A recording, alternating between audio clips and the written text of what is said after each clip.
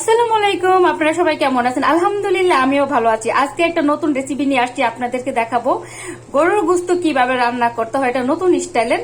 আচ্ছা, এখানে আছে শুকনা মরিচ, আছে শুধু পেঁয়াজ, আছে শুধু মানে লবণ, আর কিচ্ছু দিব না এটাতে, আর তেল। হ্যাঁ, আর এখানে পরে আমি কিছু আস্ত রসুন দিব। আচ্ছা, এই রান্নাটা খায় মানে বিহারিরা, ইন্ডিয়ানরা, পুরান ঢাকার যারা আছে এইভাবে রান্না করে খায়। এই রান্নাটা এত স্বাদ হয়, বিশ্বাস করেন, একবার খেয়ে দেখবেন। একদম রান্না করার পর মাখা মাখা হয়ে যায়, অনেক সুন্দর একটা মানে কালার চলে আসে এবং খেতেও ভালো লাগে। আপনার অবক্তি হবে না খেতে, যতই খান না কেন আপনার অবক্তি আসবে না। তো এটা রান্নার পরে আমি আবার আপনাদেরকে দেখাচ্ছি কি হয়।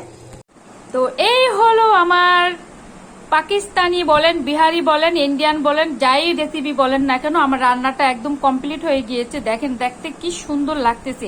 এটা রুটি দিয়ে খেতে বেশি ভালো লাগে, পরোটা রুটি দিয়ে খেতে বেশি ভালো লাগে।